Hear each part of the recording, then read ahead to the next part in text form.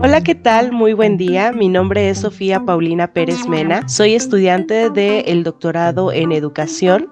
en la Universidad IEXPRO y como parte de la asignatura del Seminario de Evaluación y Acreditación, el día de hoy quiero hablarles acerca de este tema, pero antes me gustaría platicarles un poquito acerca de mí. Cuento con la licenciatura en Comunicación y una maestría en Educación. En cuanto a mi experiencia profesional, llevo 12 años desempeñándome en el ámbito educativo y particularmente llevo 8 años trabajando como profesora de secundaria impartiendo la asignatura de español en escuelas particulares. Con base a esta experiencia, el día de hoy quiero permitirme platicarles acerca de la evaluación educativa desde mi perspectiva laboral y los procesos de evaluación y acreditación. Para ello, me apoyaré de algunos puntos que mencionan dos autores, María Isabel Mora Vargas y Salvador Moreno. Antes que todo, me gustaría recalcar que el término evaluación es un producto del proceso de industrialización que se produce en Estados Unidos en el siglo XIX, aunque el hecho de evaluar como tal es inherente al ser humano gracias a la curiosidad y el deseo de este por mejorar sus condiciones de vida. Ahora bien, hablando específicamente de la evaluación educativa, hemos de ubicarnos en los años 30, en la época de Ralph Tyler,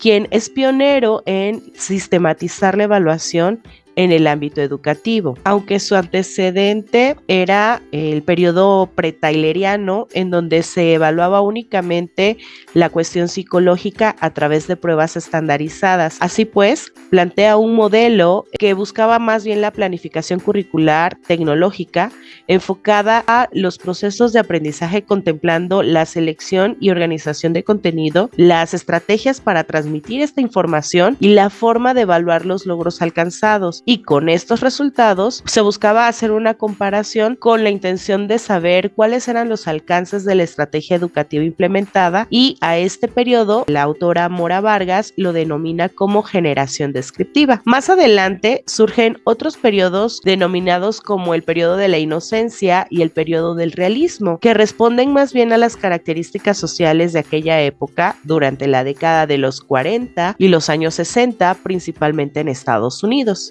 Durante estos periodos, la educación en México estaba pasando por fuertes transiciones durante varios eventos históricos, sobre todo después de la instauración del modelo educativo de Vasconcelos y la instauración del primer modelo educativo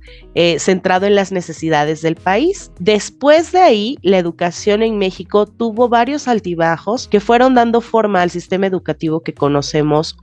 hoy en día, y que durante la última parte del siglo XX y principios del siglo XXI pues fuimos conociendo, que si bien iban a la par de periodos como el de la profesionalización, que en la década de los 70 consideraba al proceso de evaluación mediante la investigación y el control como una profesión relevante, en México se consolidaba en ese entonces la Ley Federal de Educación y el Acuerdo Nacional para la Modernización de la Educación, con el famoso Plan de 11 años, impulsado en aquel entonces por Jaime Torres Bodet, que de alguna forma daban respuesta a la globalización y al neoliberalismo, por lo que se empiezan a modificar planes y programas de estudios y que van dando forma a una escuela constructivista, ubicada por Mora como la cuarta generación, y que responde a las necesidades globales. Después de estas transiciones, llegamos a la fase de las reformas educativas. Puedo señalar, por ejemplo, la reforma de la década de los 90, que establece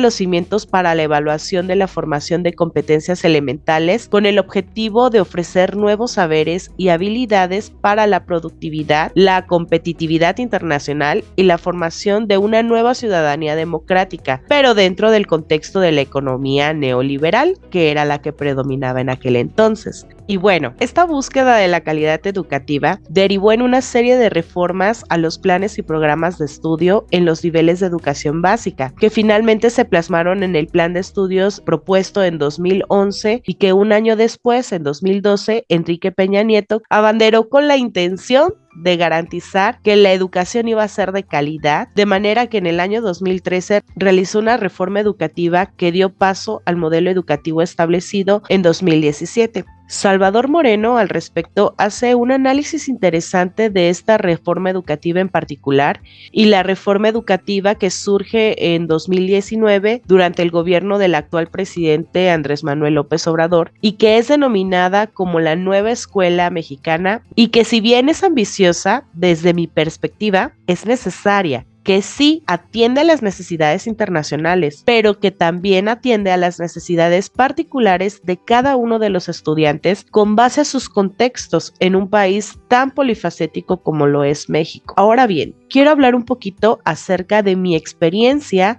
y mi percepción como docente, pues en mi corta experiencia como profesora de secundaria, en dos estados tan distintos como lo son Tabasco y Querétaro, el problema de la evaluación permanece como una constante. En la escuela en la que laboraba en Tabasco, por ejemplo, la evaluación cumplía con la función de diagnóstico, la función instructiva, la función educativa y la función autoformadora, como las enlista Mora Vargas, y respondía a las necesidades tanto de los alumnos como de los padres de familia y de una servidora como profesora. El proceso de evaluación era monitoreado por el área académica y también por un coordinador académico, lo que permitía que la evaluación arrojara resultados óptimos y que de verdad fuera reflejo del aprovechamiento académico y del proceso formativo del estudiante. En la escuela en la que actualmente laboro, no hay una coordinación que monitoree las estrategias o los instrumentos de evaluación. Sin embargo, hay una capacitación constante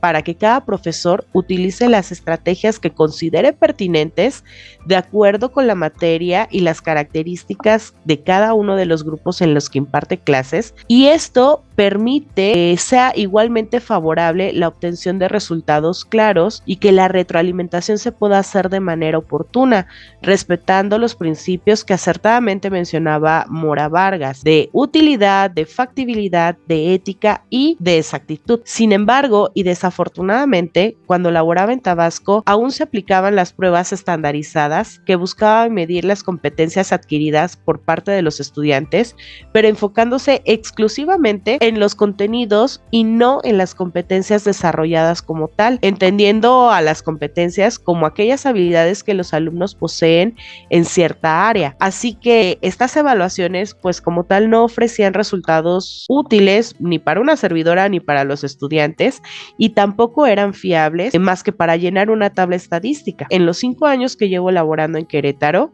se continúan aplicando estas pruebas estandarizadas por parte del gobierno estatal, pero que tienen las mismas características que las pruebas estandarizadas de PISA y de Planea, y peor aún, las pruebas tienen temas que ya no forman parte de los planes de estudios desde hace ya varios años, y por si fuera poco, las evaluaciones que se aplican en 3 momentos durante todo el ciclo escolar son las mismas, por lo que los alumnos ya se saben de memoria las respuestas. Así que claramente esto responde a una necesidad más bien política para demostrar estadísticamente una supuesta mejora en los niveles educativos del Estado, pero para nada reflejan los alcances educativos y pues al parecer tampoco es su intención. Independientemente de esto y por lo anterior, puedo concluir que en materia de evaluación y en la búsqueda de la acreditación de la calidad de un modelo o de un programa educativo, no es meramente educativo ni nunca lo va a ser, porque queda claro que responde a diversos intereses y que los resultados y la interpretación de los mismos va a responder a las necesidades e intereses de quien los aplique. ¿Que es necesaria la evaluación? Sí, por supuesto. Es una estrategia indispensable para identificar las áreas de oportunidad